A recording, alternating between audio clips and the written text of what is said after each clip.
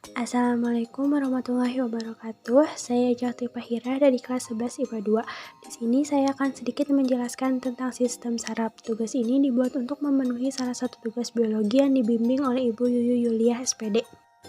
Apa itu sistem saraf dan sel saraf? Sistem saraf merupakan sistem penerima dan pengolahan informasi, sedangkan sel saraf atau neuron merupakan satuan kerja utama dari sistem saraf yang berfungsi menghantarkan impuls listrik yang terbentuk akibat adanya suatu stimulus atau rangsang.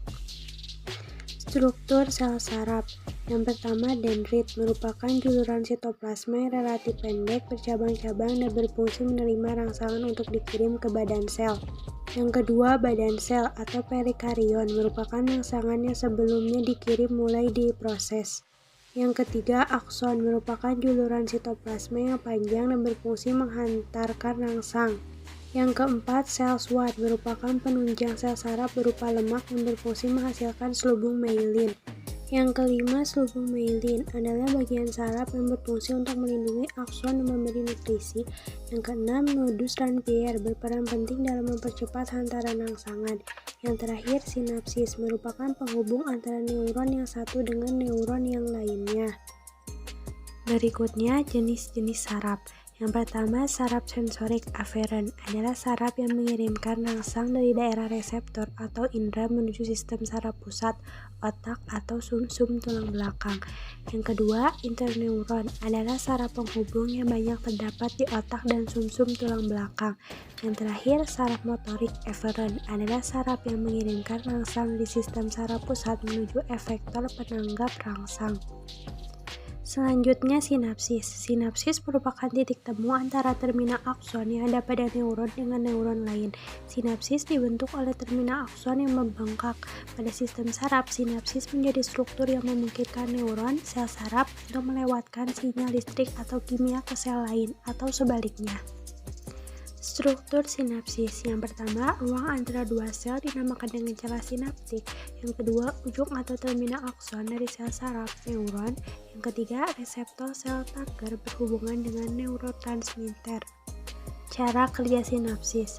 Proses atau mekanisme kerja sinapsis diawali dengan sinapsis yang mendekati parasinapsis, kemudian melepaskan neurotransmitter yang ada di dalamnya melalui celah sinaptik mendekat ke postsinapsis. Selanjutnya, neurotransmitter diuraikan menjadi zat cairan senyawa oleh enzim yang ditampung dalam ujung sinapsis.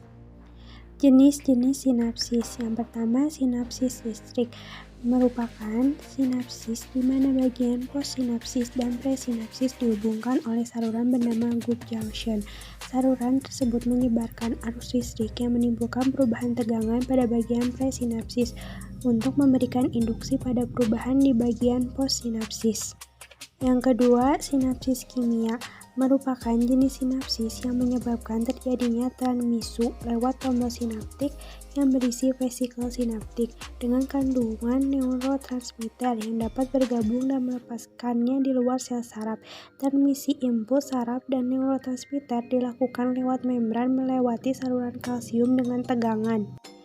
Yang ketiga, sinapsis rangsang merupakan jenis sinapsis yang mentransmisikan informasi dengan efek rangsangan dan memberikan fasilitas pada neurofassinapsis supaya bisa menghasilkan kemampuan aksi dan penyampaian informasi berkelanjutan ketika memproduksi membran depolarisasi. Yang terakhir, sinapsis penghambat merupakan sinapsis yang dapat menghambat kinerja potensial aksi dengan hiperpolarisasi neuron postsinaptik yang menyebabkan transmisi informasi lewat neuron postsinaptik pada orang yang dihubungkan akan lebih sulit dilakukan. Hanya itu yang dapat saya sampaikan, kurang dan lebihnya mohon maaf. Wassalamualaikum warahmatullahi wabarakatuh.